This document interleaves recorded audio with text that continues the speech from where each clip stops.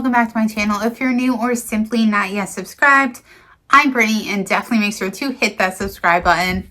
Welcome back to 31 Days of Halloween, where I upload every single day, and the month is filled with spooky stories, urban legends, paranormal games, and paranormal investigations, and so much more. Before we dive in, I just want to remind you guys of my giveaway. So this is a mystery box, and the winner will be drawn on Halloween. All you have to do to enter is like this video, make sure you're subscribed, and comment down below what you are going to be for Halloween, if anything. If you're not, just say, hey, I'm not dressing up. And then you're entered. With that, let's dive in to our topic for today. Today we're going to be talking about different haunted museums. Personally, I love going to museums. I grew up going to the New York State Museum, and then there's another museum that has like a mummy exhibit, and I finally found it again after Freya was born. I was so excited about because I went in 6th grade and I could never remember the name of it, and then eventually I found it. And that specific exhibit was just as amazing as I remember it being. Sebastian likes to yell a lot. So if you hear screaming, that is what that is. He's not hurt, he's just playing. So our first museum is the Met. Now I feel like the Met is one of the most famous museums, like the Met or the Louvre. Anyways, at the Met, there is a section that is the Henry R. Luce Center for the Study of American Art. And a phantom of a young girl, so a ghost of a young girl, has been seen running down the halls. And people will actually hear her giggle or talk. According to the museum's lore, it's believed to be the daughter of an employee that was employed like a long time ago. And then this one is definitely one that I have came across before this. It involves a picture that they believe they caught a spirit on camera. And it's so clear if this is legit. So this is at the Cleveland Art Museum, and it happened in 2015. So curators were busy finalizing like their installation when on the balcony overlooking the galleries, there was a man that had Monet's characteristics. He had a salt and pepper colored beard and a bowler hat. The photo was actually taken by the museum's director of design and architecture, Jeffrey Streen. This being had a very strikingly similaristic image to an old photograph of Monet, like the famous painter. The Cleveland Museum says that the sighting is 100% real, like the photo is not doctored at all.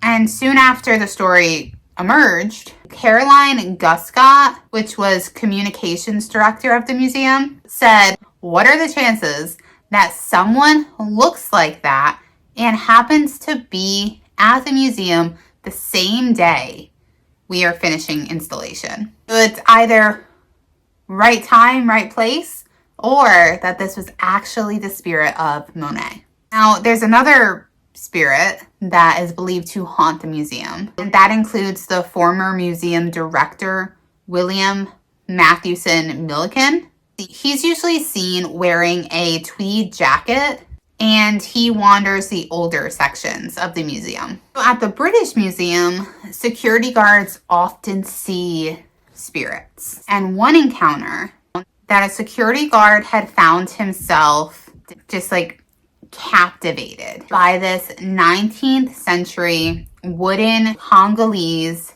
sculpture of a dog. So he thought that there was something more to this dog. He decided to point at it and just kind of see if anything would happen. And when he pointed at it, the fire alarm went off. It was literally the moment he did it. Other tales talk about haunted stairwell, a crying caryatid from the Elgin marbles, and even the Egyptian goddess statue of Sekhmet definitely pronounced that wrong, having secret powers.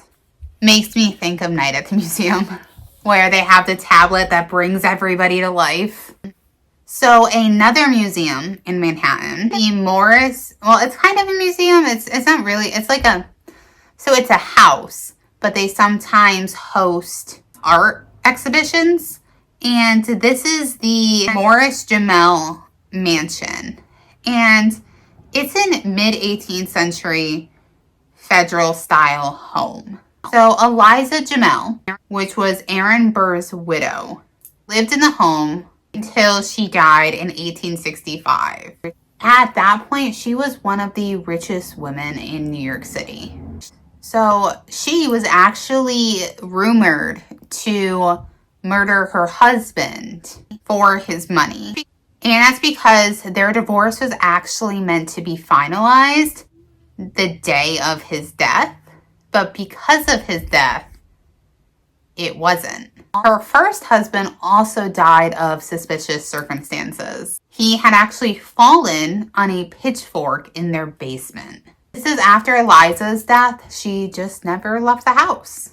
And several years ago, the museum had hosted a Yinka Shawna exhibition. And this included a headless figure that was literally meant to evoke her spirit. Now let's go to the Louvre.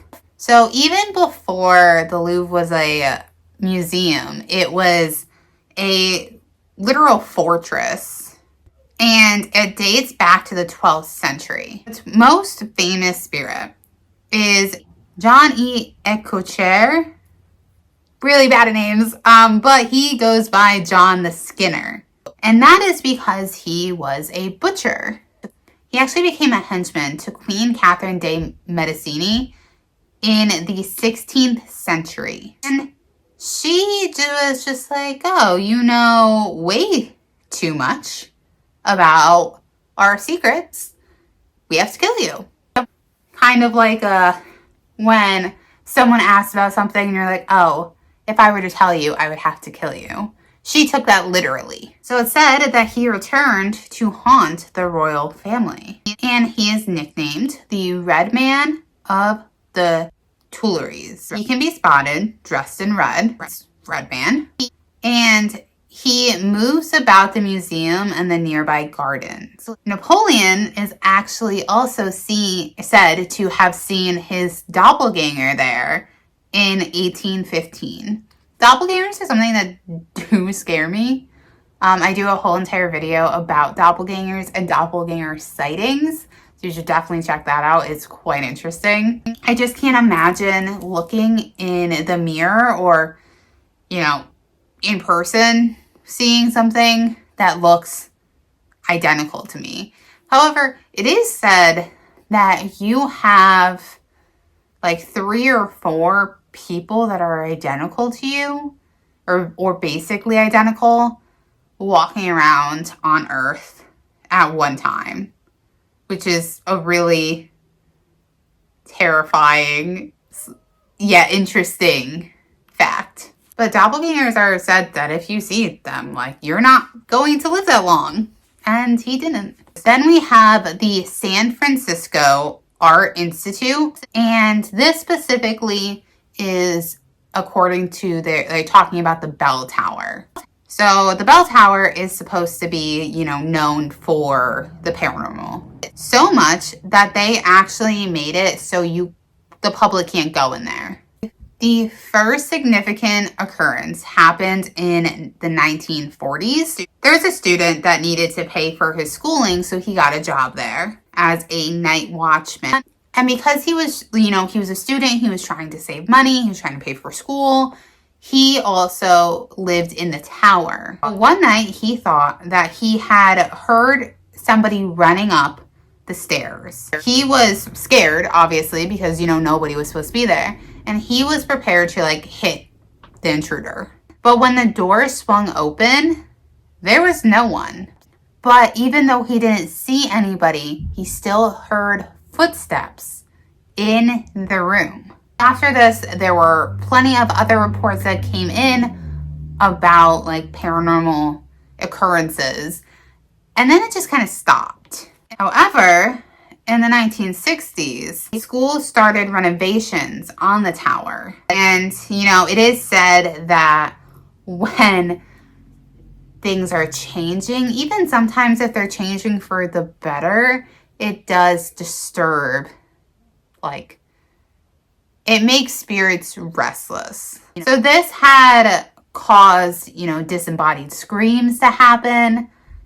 Equipment was getting destroyed and objects would fall quite often. Construction workers complained several times and they were so uneasy and just kind of done with it that they ended up quitting. So even though the bell tower is, mostly off limits, every once in a while, psychics are allowed to come in and do seances. One psychic said that she had a vision of a graveyard at the base of the bell tower, which might be true.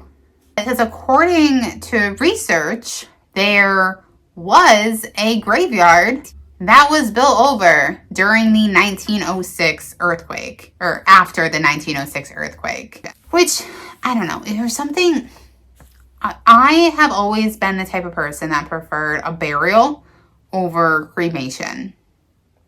There's something more comforting, I guess, to me about being able to visit your loved one's body. But I think it's just so disrespectful to just build over it. But I guess maybe if it was destroyed, I don't know. Last, we have the Smithsonian. Specifically talking about James. So he was the founding donor of the Smithsonian Institute. He's been seen wandering around the organization's castle, home to its information and administrative headquarters, on several occasions. And his remains have actually been there since 1904. So because he was being seen so often, it, was talked about. That had led to in 1973, his remains were actually taken for investigation. His skeleton was still in its coffin. So they say it was all because he was being seen so much, but some believe that they were actually searching for documents. Don't know if they ever found them. So James Smithson, he died without ever visiting the U.S., which is interesting because he was so eager to help fund this institution. The first time he was buried in Genoa when he passed away in 1829. And then Alexander Graham Bell actually arranged to have his body exhumed and brought to the U.S. in 1903. And I think it was just kind of because he knew how much this institution meant to him and he thought that's where his body should be. But this had meant that his body had been exhumed twice, which I feel like could, lead to a restless spirit. But that's not the only spirit at the Smithsonian. As early as 1900, there were sightings of Spencer Fullerton Bard, and he was the museum's first curator. He would be seen wandering the museum's hall. Another spirit is said to be the famed paleontologist Fielding B. Meek, who had actually lived in one of the museum's castle towers with his cat. Yet he ended up dying there in 1876. And other sightings include explorer Emil Bessels and secretary Joseph Henry, who were both large devotees to the institution. Let me know if you guys have ever had a paranormal experience in a museum. I want to be surprised. It's not surprising for museums to be haunted or like any paranormal activity there because there's artifacts from all around the world and spirits could have definitely formed attachments to those. In James Smithson's case, the institution itself. Make sure to like this video and hit the subscribe button. And if you have any paranormal stories, definitely make sure to send me an email. I'd love to read them. Until tomorrow, I love you guys. Bye.